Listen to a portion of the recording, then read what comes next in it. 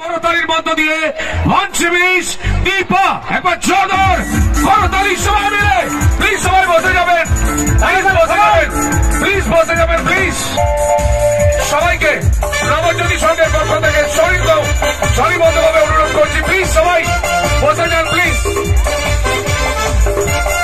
আসবে অভিনেত্রী সরাসরি মঞ্চে আসবে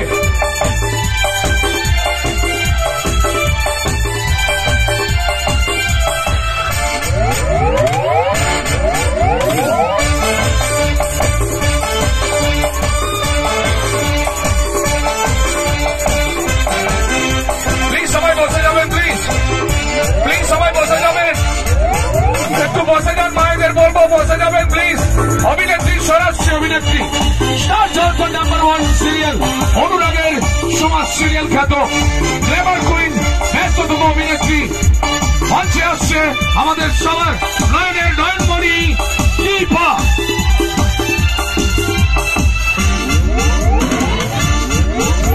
হ্যালো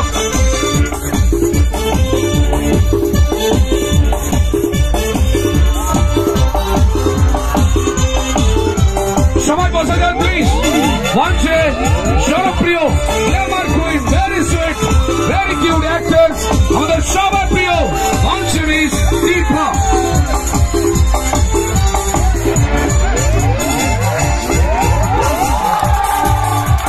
সবাই একটু বসে যান প্লিজ সবাই বসে যাবেন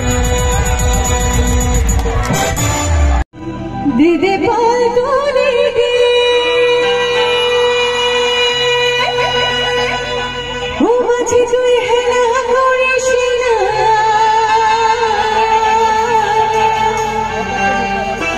ছিড়ে দে নৌকা এ মাঝি যাবো মদিনা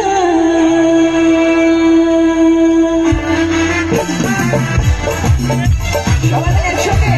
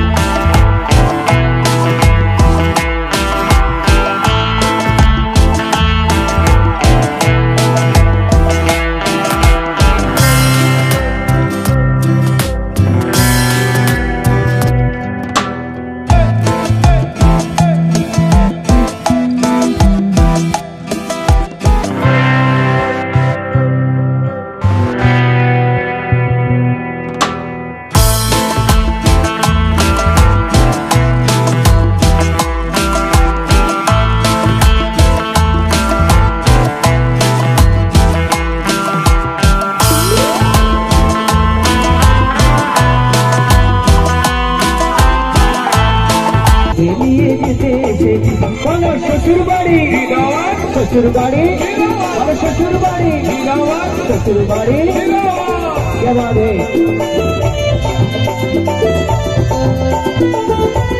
একসঙ্গে আগে তালি যাই সবাই রাখবে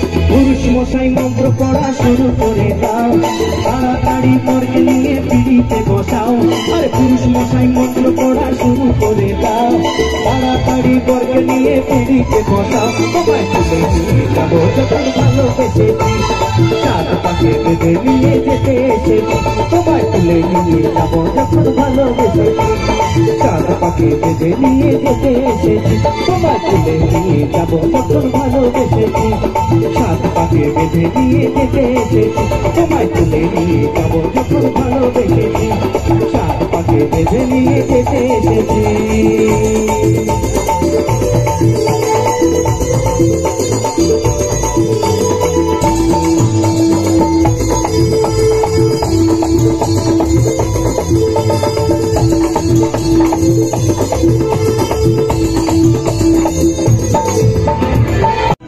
দিদি পাল তুলে দে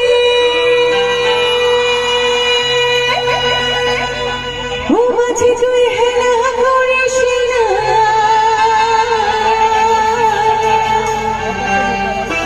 ছিড়ে দে নৌকা এ মাঝি যাবো মদিনা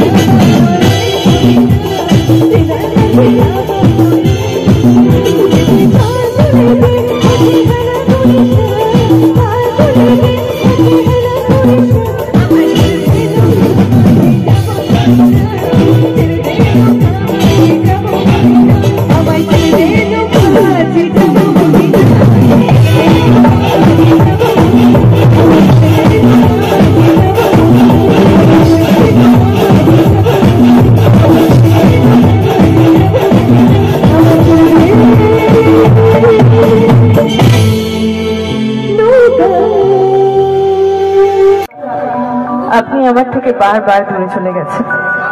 আমি জানি আপনি আমাকে ভালোবাসেন, কিন্তু ভালোবাসাটা আগের মতো প্রকাশ করেন না। আমি এই ডাক্তারবাবুকে আর চিনতে পারি না। এই ডাক্তারবাবু অনেকটা বদলে গেছে। আমি আগের ডাক্তারবাবুকে ফিরে পেতে চাই। আমি জানি সেটা কবে সম্ভব হবে, আমি সত্যি জানি না। আচ্ছা, আমার মেয়ে দুটোর কি দোষ? সোনার ওপর প্রত্যেকটা মুহূর্তে কেন কষ্ট পাবে? ওদেরও তো অধিকার আছে বাবা মায়ের ভালোবাসা একসাথে পাওয়ার, ওদেরও তো অধিকার আছে পরিবারের ভালোবাসা একসাথে পাওয়ার। তাহলে ওরা সেটা কেন পাবে না? এই সব প্রশ্নের উত্তর আপনার কাছে নেই এই মুহূর্তে। আমি জানি কেন। নিষ্কার সেন, তাই না, যাকে আপনি প্রত্যেকটা মুহূর্তে বিশ্বাস করেন, শুধু বিশ্বাস নয়, অন্ধবিশ্বাস। আর এই বিশ্বাসটাও খুব তাড়াতাড়ি ভাঙতে চলেছে। সেই দিনটার বেশি দেরি নেই। আর যেই দিন এই দিনটা আসবে, সেদিন হয়তো অনেকটা দেরি হয়ে যাবে। তখন আপনি চাইলেও কিচ্ছু করতে পারবেন না। তাই বলছি, প্লিজ সময় থাকতে থাকতে একটু সবটা বদলে দিন না। আপনার হাতেই সবকিছু আছে, আপনি চাইলেই সবকিছু করতে পারেন। আমি জানি না সেই দিনটা কবে আসবে।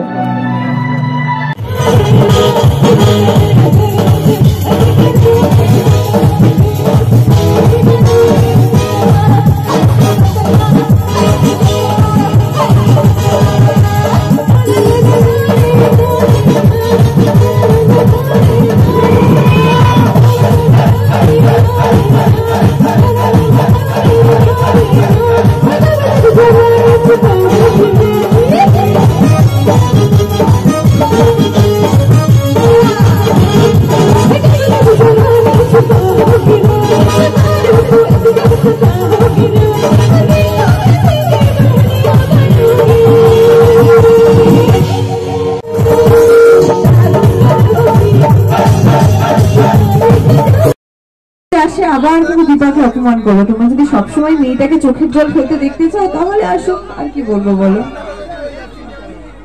এখন অর্জুনের কথা বলছো? বাড়ি কোথায়? আমার বাড়িতে যাবি তুই?